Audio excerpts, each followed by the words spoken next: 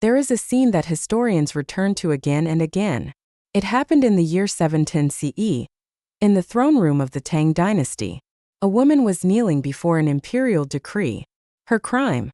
She had backed the wrong side in a palace coup. She had served the losing faction. And now the new emperor, Li Longji, the man who had just seized power, had ordered her execution. But before they took her away, she was given a moment. And in that moment she did something extraordinary. She picked up a brush. And she wrote. Not a letter. Not a defense. She wrote poetry. Calmly. Composed. As if she were still at her desk in the imperial palace, drafting edicts for an emperor who no longer existed. The account varies slightly depending on the source. Some say she wrote a single poem. Others say several. What all versions agree on is this. She wrote until the soldiers came. She did not cry. She did not beg. She did not curse the name of the emperor who had condemned her. And when the soldiers led her away, the account that has survived says one final thing. She apologized to the executioner. Not for what she had done. Not for the politics that had brought her here. She apologized calmly, graciously, for what was about to happen. For the blood. For the mess. Then she was executed. She was 46 years old. Her name was Shangguan Wan'er. And for nearly 50 years, through the reigns of 3 emperors and 1 empress, she had been the woman who actually ran the Chinese government. Not the one who sat on the throne. The one who wrote what the throne said. Her story begins with a massacre. In the year 665 CE, in the city of Luoyang, a man named Shangguan Yi was executed in the marketplace. His crime? He had criticized the policies of the woman who would become the most powerful ruler in Chinese history. The woman was Wu Zetian.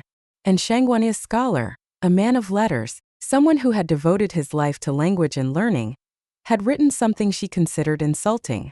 Wu Zetian had him killed. Publicly. His body was exposed in the square for 3 days. His family suffered the same fate. His sons were executed.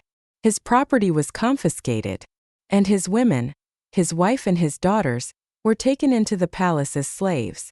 One of those daughters was an infant. The other was her mother. The infant was Shangguan Wan'er. She grew up as a palace slave. Think about what that means. At an age when children are learning to read, Shangguan Wan'er was cleaning corridors. At an age when children are arguing with their parents, she was fetching water for senior concubines. She had no name, no family, no future. She was property. But here is what the histories quietly preserve. Her mother taught her to read. In secret. In the hours between chores. With charcoal on the back of kitchen walls because they had no paper. And Shangguan Wan'er learned. Not just learned, she mastered. By the age of 8, according to the surviving records, she could recite the entire classic of poetry from memory. By 12, she was composing her own verse in the style of the most sophisticated court poets in China. And by 14, Wu Zetian had heard about her. The story goes like this. Wu Zetian, the empress who would soon become emperor, summoned this young slave girl to demonstrate her abilities. She asked her to compose a poem on the spot, on a topic of Wu Zetian's choosing. Shangguan Wan'er wrote it. In the time it took a cup of tea to cool, she produced a poem so refined, so precisely executed, that every scholar in the room fell silent. Wu Zetian looked at this girl, the granddaughter of the man she had executed, the child of the family she had destroyed, and she saw something extraordinary. She saw genius. And she did something that tells you everything you need to know about Wu Zetian as a ruler. She freed the girl. She gave her back her name. And she made her an official. Not a concubine. Not a lady-in-waiting. An official. This is where the history gets complicated. And I think it's worth pausing on, because this is the part of Shangguan Wan'er's story that makes modern readers deeply uncomfortable. Wu Zetian had killed her grandfather. Wu Zetian had orphaned her. Wu Zetian had reduced her family to slaves. And Shangguan Wan'er served Wu Zetian for the next 30 years. She served her loyally. She served her brilliantly. She rose to become the most powerful administrator in the imperial court. And she did it as Wu Zetian's most trusted subordinate. The question that every generation has asked since. How could she? Some historians call it Stockholm Syndrome. Others call it political pragmatism. Some suggest she genuinely admired Wu Zetian. the way an artist might admire a master, even a cruel one. But here's what I keep coming back to. Shangguan Wan'er was not in a position to refuse. Wu Zetian had the power to destroy her at any moment. And the skills that made her extraordinary, her writing, her poetry, her administrative brilliance, were the very skills that made her dangerous. A brilliant woman with a grievance against the state is not a safe person to leave alive. Serving Wu Zetian was not just a career choice. In the logic of the Tang court, it was survival. But what she did with that survival is what makes her remarkable. She used her position. She used her access. She used the extraordinary power that Wu Zetian granted her, and she built something. For nearly 30 years, Shangguan Wan'er was the hidden engine of the Tang government. She held no official title that would appear in a history book as a position of power. There was no formal position for what she was. But she was the person who reviewed every imperial decree before it was issued. She was the person who drafted the responses to foreign ambassadors. She was the person who decided which poems were worthy of inclusion in the imperial anthology. She was, in effect, the person who decided what counted as good writing in the Tang Dynasty. And she used that power. Deliberately. Strategically. She promoted scholars from backgrounds like her own, people from fallen families, from the provincial gentry, from backgrounds that the old aristocratic establishment would have dismissed. She used the imperial poetry competitions she organized to identify and elevate talent, regardless of where it came from. In the world of Tang China, this was revolutionary. The imperial examination system that Shangguan Wan'er helped to curate and administer was, at its best, a system that could take a farmer's son with a brilliant mind and put him in the corridors of power. She had been that farmer's grandson, and she had made sure the door stayed open. When Wu Zetian died in 705 CE, Shangguan Wan'er was 41 years old and more powerful than almost anyone alive. She had survived 3 decades in the most dangerous court in the world. She had navigated every palace intrigue, every coup, every shift in power. She had served an empress who destroyed her family, and emerged as the most indispensable person in the empire. And she was about to be tested one final time. In the aftermath of Wu Zetian's death, the Tang court entered a period of extraordinary chaos. Wu Zetian's chosen successor, Emperor Zhongzong, was weak and dominated by his wife, Empress Wei. Empress Wei wanted to be what Wu Zetian had been. She began eliminating rivals and positioning herself for power. Shangguan Wan'er allied with Empress Wei. This is the decision that historians debate most fiercely. Why?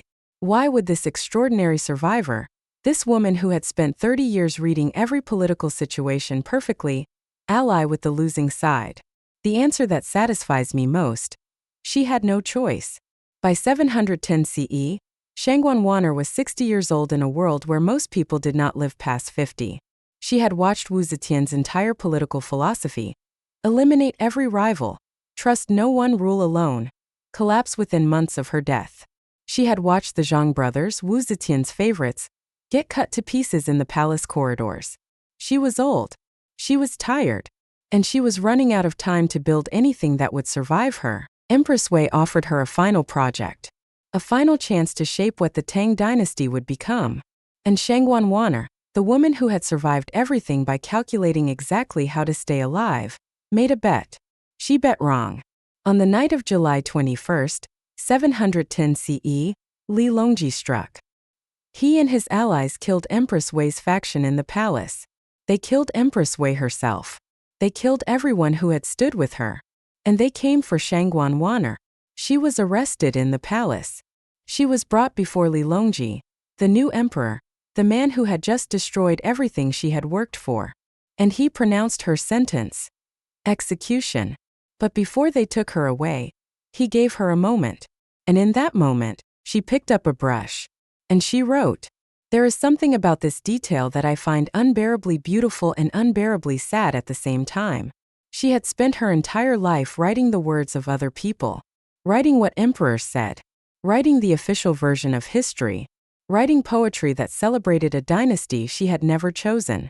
And in the last moments of her life, with the soldiers waiting to take her away, she finally wrote only for herself. She wrote until they came for her. Then she was taken to the execution ground outside the palace walls. And the account that has survived, this extraordinary detail, says she apologized to the executioner. For the blood, for the mess, not for her politics, not for her choices, not for serving the wrong side. For the blood. And then she was gone. She was buried outside Chang'an, in the western suburbs. Her grave has never been found. There is no tomb, no memorial, no stone to mark where she was laid. What survived was her poetry, and her legacy in the Tang examination system. The scholars she promoted, the talent she identified, the doors she kept open for the next generation of provincial geniuses. And the question she leaves us with, a question that is older than the Tang dynasty and younger than tomorrow. What do you owe the system that made you? Shangguan Wan'er was a genius born into slavery. Wu Zetian gave her freedom, power, a purpose. And in exchange, she spent 30 years of brilliance serving the woman who had orphaned her. She was complicit. She was pragmatic. She was extraordinary. And she was executed for backing the losing side. The ink stayed after the blood dried. Her words survived the dynasty that killed her. And they survived the dynasty that executed her. They survived everything. Which is, I suppose, the point. Writing is the only form of revenge that outlasts the people who wronged you. Shangguan Wan'er understood that. And in the last moments of her life, when the soldiers were waiting, she chose not to write for an emperor. She wrote for herself. And that's what survived.